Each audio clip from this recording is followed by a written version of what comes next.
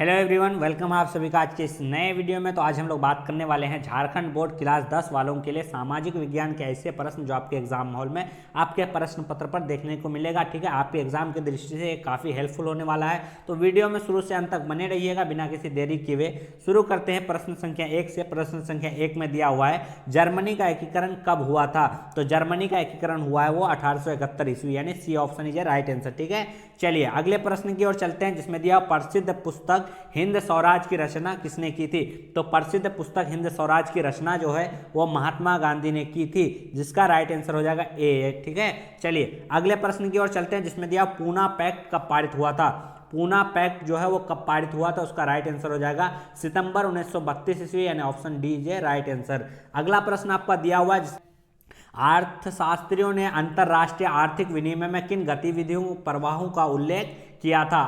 अर्थशास्त्रियों ने अंतरराष्ट्रीय आर्थिक विनिमय में किन गतिविधियों का उल्लेख किया था? चार ऑप्शन आपका दिया हुआ है, व्यापार, श्रम, पूंजी या उपर्युक्त सभी, जिसका राइट आंसर हो जाएगा आपका डी, यानी उपर्युक्त सभी। ठीक है, अगला प्रश्न प्रश्न संख्या 5 में आपका दिया हुआ है, जाबर क्या था? जाबर जो है एक पुराना और विश्वस्त कर्मचारी था जो लोगों को रोजगार देने का कार्य करता था, यानी option D is a right answer. चलिए अगला प्रश्न आपका दिया, भारत में पहला कपड़ा मिल कब और कहां लगाया गया था? भारत में जो है पहला कपड़ा मिल वो लगाया गया था 1854 ईस्वी को बंबई में। ठीक है, 1854 ईस्वी को बंबई में, और जो सफल भी था। ठीक है, चलिए अगले प्रश्न की ओर चलते हैं, जिसमें दिया हुआ है, वुड ब्लॉक छपाई की तकनीक जो है सबसे पहले कहाँ विकसित हुई? छपाई की तकनीक जो है वो सबसे पहले विकसित हुई है चीन में, यानी option C is the right answer. ठीक है, चलिए अगले प्रश्न की ओर चलते हैं, जिसमें दिया कौन लॉ किस देश में पारित हुआ था?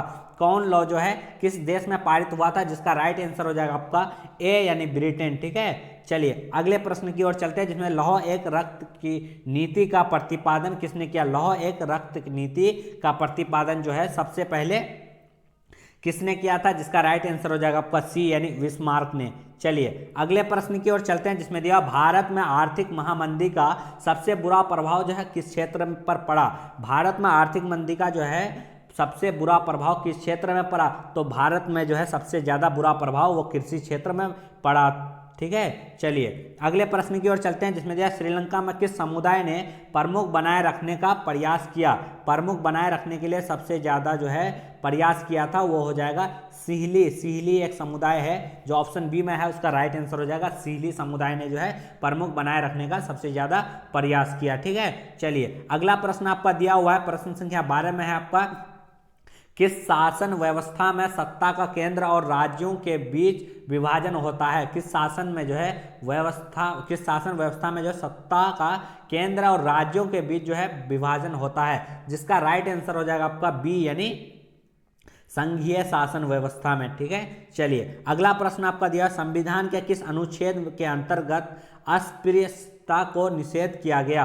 अस्पृश्यता को निषेध किया गया, जिसका राइट आंसर आपका हो जाएगा सी, यानी जो है अनुच्छेद 17 में। ठीक है, चलिए अगला प्रश्न आपका दिया हुआ है, अगला प्रश्न आपका शिक्षा, वन विवाह, गोद लेना, उत्तराधिकारी आदि विषय जो है किस सूची के अंतर्गत आता है? तो यह सूची जो है किस सूची के अंतर्गत आता है? तो इसका आंसर हो जाएगा सी, यानी समवर्ती सूची। ठीक है, चलिए अगला प्रश्न आपका दिया है, नर्मदा बचाओ आंदोलन का मुख्य उद्देश्य क्या था? नर्मदा बचाओ जो आंदोलन था उसका मुख्य उद्देश्य था बांध बनने से रोकना। ठीक है, बांध बनने से जो है रोकने के लिए। ठीक है, चलिए अगले प्रश्न की ओर चलते हैं, जिसमें दिया हुआ भारत राष्ट्रीय कांग्रेस की स्थापना कब हुई थी? काफी इंपॉर्टेंट क्वेश्चन है और ये जो है सबको पता भी होना चाहिए। उसका जो है स्थापना हुई है 1885 ईस्वी को। ठीक है, A.O. ह्यूम के द्वारा। चलिए अगले प्रश्न की ओर चलते हैं, जिसमें दिया हुआ है, संयुक्त राष्ट्र अमेरिका में नागरिक अधिकार आंदोलन कब हुआ था?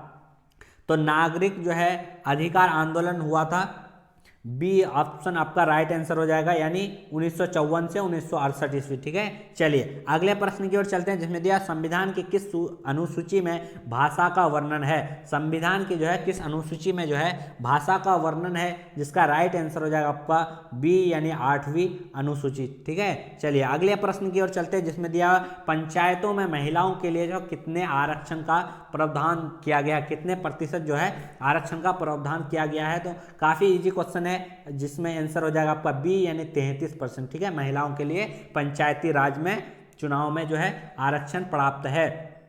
चलिए अगला प्रश्न आपका प्रश्न संख्या 20 में है, विश्व में सबसे अच्छी शासन व्यवस्था कौन सी मानी जाती है? विश्व में जो है सबसे अच्छी शासन व्यवस्था वो कौन सी मानी जाती है? जिसका राइट आंसर आपका हो जाएगा ए यानी लोकतांत्रिक। ठीक है, अधिकांश देशों में भी लोकतांत्रिक स्थापित है। ठीक है, चलिए अगला प्रश्न आपका दिया हुआ है, इनमें से किन राज्यों में काली मृदा पाई जाती है? तो इनमें से जो है किन राज्यों में काली मृदा, तो गुजरात में जो है काली मिट्टी पाई जाती है। ठीक है, चलिए अगला प्रश्न प्रश्न संख्या 22 में आपका, कार्बेट राष्ट्रीय उद्यान किस राज्य में है? कार्बेट राष्ट्रीय उद्यान जो है वो किस राज्य में है? जिसका राइट आंसर हो जाएगा आपका बी यानी उत्तराखंड। ठीक है, उत्तराखंड में। चलिए अगला प्रश्न आपका दिया है, सरदार सरोवर बांध गुजरात के किस नदी पर बनाया गया है? सरदार सरोवर बांध जो है गुजरात के किस नदी में बनाया गया है? तो वो नर्मदा नदी में बनाया गया है। ठीक है, चलिए अगले प्रश्न की ओर चलते हैं, इनमें से किसे सुनहरा रेशा कहा जाता है? सुनहरा रेशा कहा जाता है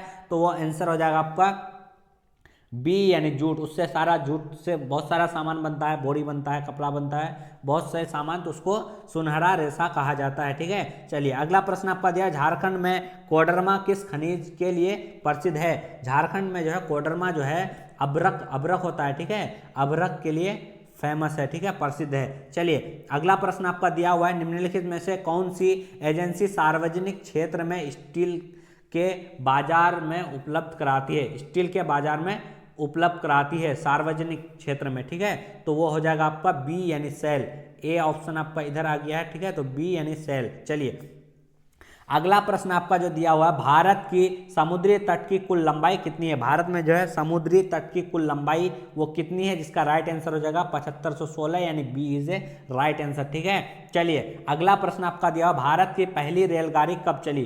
भारत की जो है पहली रेलगाड़ी कब चली थी? तो 1853 ईस्वी को चली है, लेकिन यहाँ पे आपका ऑप्शन नहीं है। तो आपके अगर एग्जाम में इस तरह के प्रश्न देखने को मिलते हैं तो आपको अपने ओएमआर शीट में 1853 ईस्वी देना है। ठीक है, यहाँ 1953 कर दिया है, मेरे हिसाब से 1853 ऑप्शन इज है राइट आंसर। ठीक है, चलिए अगला प्रश्न आपका दिया है, निम्न में से कौन परंपरागत ऊर्जा स्रोत के उदाहरण है? निम्नलिखित में से कौन जो है परंपरागत ऊर्जा स्रोत के उदाहरण है? तो वो हो जाएगा कोयला। ठीक है, चलिए अगला प्रश्न आपका दिया हुआ, 1992 में पृथ्वी सम्मेलन किस देश में आयोजित किया गया था?